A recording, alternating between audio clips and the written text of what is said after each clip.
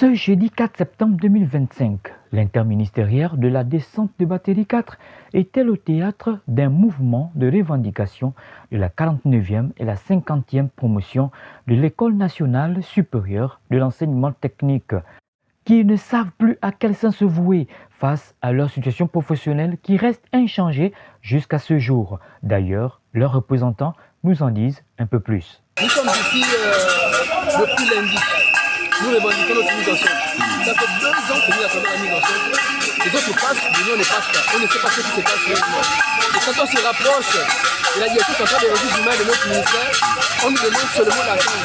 On va attendre jusqu'à quand? Et la goutte d'eau qui fait déborder le vase. Le DCRH du ministère de l'Éducation nationale dit que les étudiants sortis de l'école normale supérieure d'enseignement technique, eux ne sont pas censés nous recruter. C'est là où nous posons la question. Quand un citoyen passe le concours de la police, il obtient, il fait la formation, quand il sort de là, il est censé être quoi? Policier, non?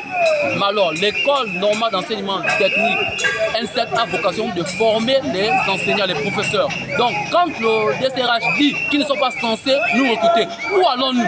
Même son de cloche au ministère du Tourisme, où les agents de cette administration dénoncent le flou avec lequel ce ministère est entretenu, d'où toutes ces interrogations. Si déjà le premier cas juridique que la loi n'est pas appliquée, comment on va faire avec tous nos textes d'application qu'on a élaborés pendant une commission et qui aujourd'hui se retrouvent encore être mis dans un tiroir sous prétexte pour le ministre qu'il y a des décisions qui ont été prises par le chef de l'État qui demande à ce qu'on ne contrôle plus.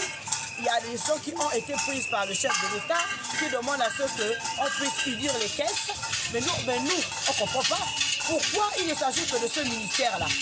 On est en train de se demander, la caravane que le chef de l'État nous a donnée, qu'on a accueillie avec plaisir, on se rend compte que même cette caravane-là, que tout le monde est en train de crier, d'applaudir, où vont les fonds de cette caravane?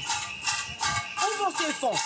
Si on s'est trompé, que le ministre du Budget nous montre la traçabilité de ces fonds dans les caisses de l'État. On a le pas côté de l'État.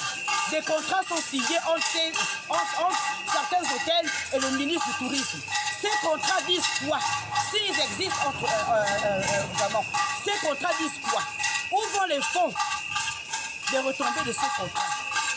Nous-mêmes, tourisme, comment des gens peuvent être bien chaussés et nous, les agents du ministère du Tourisme, à l'intérieur, on est mal chaussés. Si donc nous sommes tous d'accord que nous sommes désormais dans une nouvelle république, comment comprendre que cette 5e république semble réjouir certains et serait en train de léser l'autre?